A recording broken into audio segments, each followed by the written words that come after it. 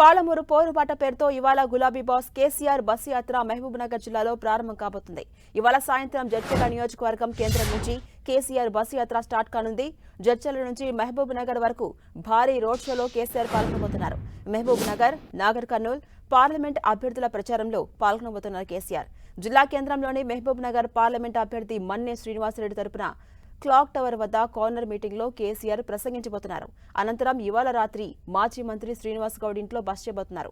Parliament ఎన్నికల్లో సుత్తా చాటేందుకు ఉమ్మడి జిల్లా నేతలతో కేసీఆర్ సమాలోచనలు చేయబోతున్నారు. ఇక రేపు నాగర్ కర్నూలుకు బస్సు యాత్ర చేరుకోబోతుంది.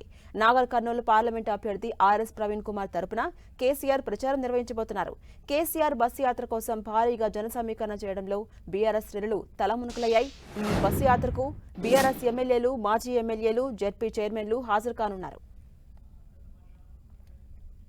ఇక కేసీఆర్ బస్సు యాత్రకు సంబంధించి మరింత సమాచారం మా ప్రతినిధి రాఘవేంద్ర అందిస్తారు. Raghavendra, good morning Jhansi. ఏదైతే మాజీ ముఖ్యమంత్రి కేసీఆర్ చేపట్టినటువంటి పోరు బాట యాత్రకు సంబంధించి బస్ యాత్రకు సంబంధించి ఈ రోజు మహబూబ్నగర్ జిల్లా కేంద్రానికి సాయంత్రం చేరుకోనున్నది. దీనికి ఇప్పటికే గులాబీ శ్రేణులంతా కూడా పెద్ద ఎత్తున కూడా ఏర్పాట్లు చేయడం జరిగింది.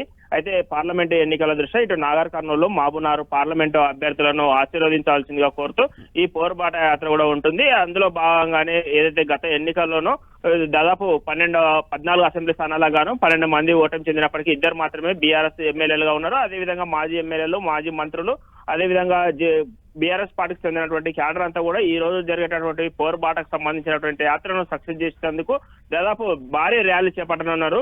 జిల్లా కేంద్రంలో మెట్టుగడ్డ నుంచి అదేవిధంగా క్లాక్ టవర్ మీదుగా వెళ్తూ అక్కడ కార్నర్ మీటింగ్ కూడా ఏర్పాటు చేశారు. కార్నర్ మీటింగ్ లో కూడా ఈ ఉమ్మడి పాలమూరు జిల్లాకు గతంలో చేసినటువంటి అభివృద్ధి పనులపై కూడా మాట్లాడే అవకాశం ఉంటుంది. అదేవిధంగా కాంగ్రెస్ పార్టీ అధికారంలోకి వచ్చిన తర్వాత పాలమూరు జిల్లాలో ఏర్పడినటువంటి సమస్యల మీద కూడా మరి ముఖ్యంగా మాట్లాడే అవకాశం ఉంటుంది. పాలమూరు రంగారెడ్డి ఎత్తిపోతల పనులపైన కూడా మాట్లాడే అవకాశం ఉంటుంది. ఎందుకంటే గతంలో అత్యంత ప్రతిష్టాత్మకంగా చేపట్టినటువంటి ప్రాజెక్టు పనులను అర్ధాంతరంగా నిలిపివేయడం, అదేవిధంగా ఏదైతే వేసవి ఎక్కువగా అంటే ఎండల తీవ్రత ఎక్కువగా ఉన్నటువంటి నేపథ్యంలోనూ పూర్తి స్థాయిలో పంటలు కూడా ఎండిపోయినటువంటి పరిస్థితి కనిపిస్తుంది. పంటలపైన కూడా మాట్లాడే అవకాశం ఉంటుంది. రైతాంగాన్ని ఆదుకోవాల్సినటువంటి అంశాలపై కూడా మాట్లాడే అవకాశం ఉంటుంది. దీనికే ఇప్పటికే జిల్లాకు సంబంధించినటువంటి ముఖ్య నేతలంతా కూడా ఏర్పాట్లు చేయడం జరుగుతుంది.